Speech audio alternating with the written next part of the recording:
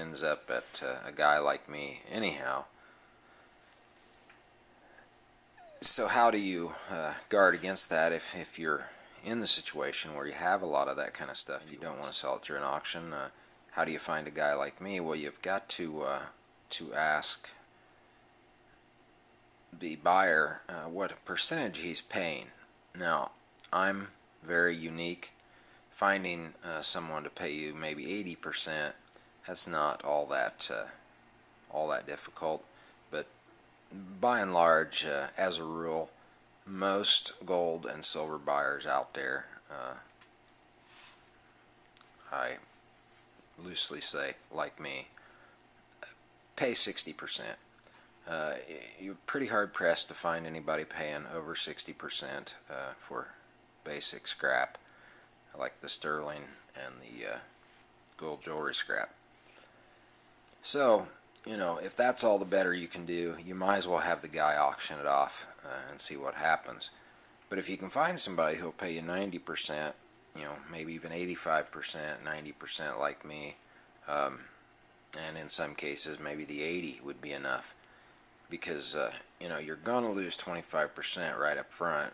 There's just no way around that. And depending on where you are in the country and who the auction company is, you know, it could be as high as 35%.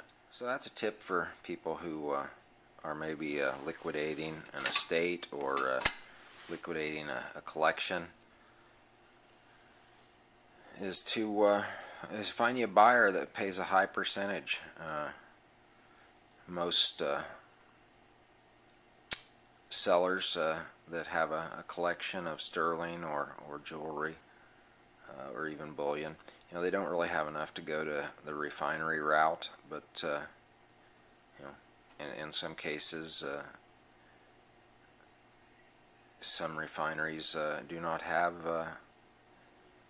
stringent minimums, or perhaps no minimums at all. There are fees that come off of your refinery proceeds, but normally that's not a huge percentage. Anyhow, that's my tip and some of the buys for today. I should have dug down in this and showed you some of the heavier, cooler pieces, but I just don't think that's going to happen.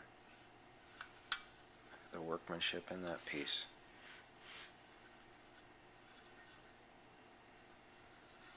Thing's beautiful. See you real soon. Goodbye.